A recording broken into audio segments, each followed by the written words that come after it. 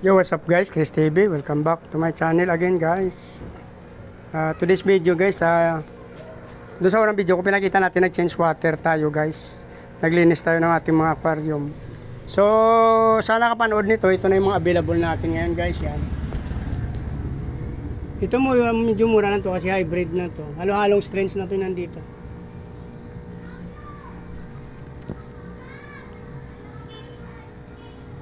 Ito yung aking mini pet shop guys. Yan. PM na lang kayo guys pag may nagustuhan kayo or pumunta na lang kayo dito sa aking place. Bilyak Crystal Phase 2 bago bumaba ng Phase 3 guys. Bagong dolo to guys.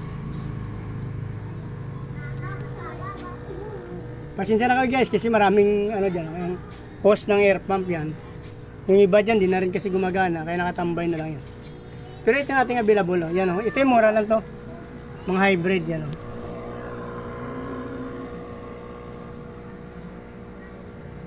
Yan. Ito ating feeder.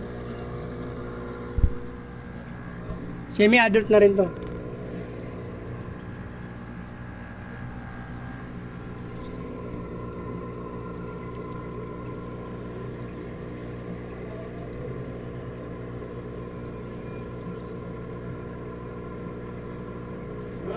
Ito crossbreeds to ng feeder guys, tsaka albino koi yan, oh.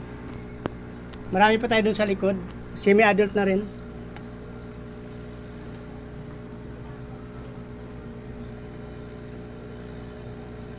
Ilan na lang yung male dyan guys, yan na lang natira natin.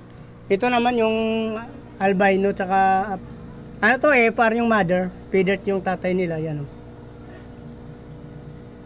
Actually yan na lang yung natira, no. Mayroon na doon yung naiba kasi ginawa na natin breeder.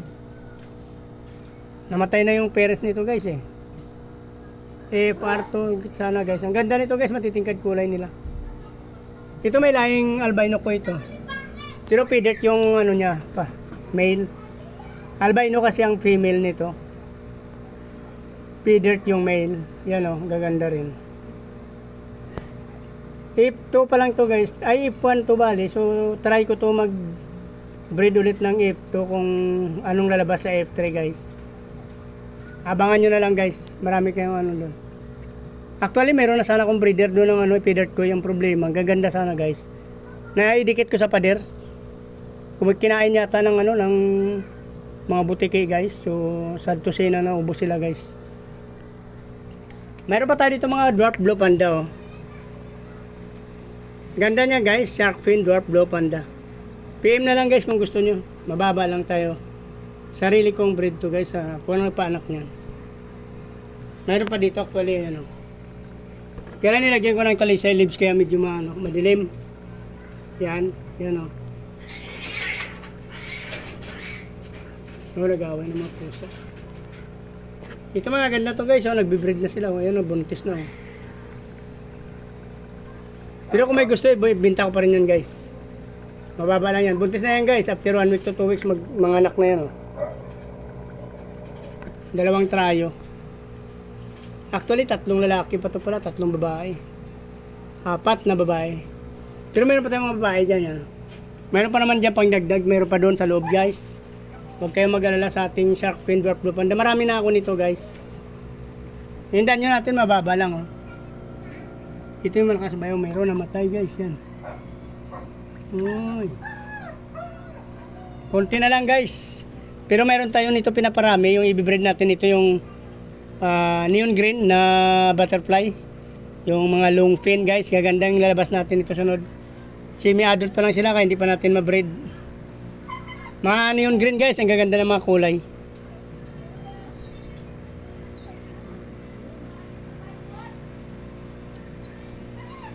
So yun na lang guys. Kung sino may gusto sa pinapakita kong video na to guys. Yan. Feeder na may lahing FR. Ito feeder na may lahing albino. Ito solid na feeder to guys. Yan, feeder ko yung male saka female na nanay nila yan, tatay. Ito naman bali sinasabi nilang chops pero sa akin hybrid kasi ito kasi RDSS to actually saka ABM na. Yung karamihan dyan na nag crossbreeds. Yung mga red na yan guys, sword tail po yan. Ayan. So, kung nagustuhan nyo tapos yung video na to, please like, follow, subscribe guys sa YouTube channel. Sama nyo rin notification bell guys para ma-update kayo sa mga ina-upload kong video. Maraming salamat sa patuloy na suporta at panonood. Paki-follow nyo rin ang aking Facebook page, Chris Molino guys. Maraming salamat at mabuhay kayo hanggang gusto nyo. Bye-bye!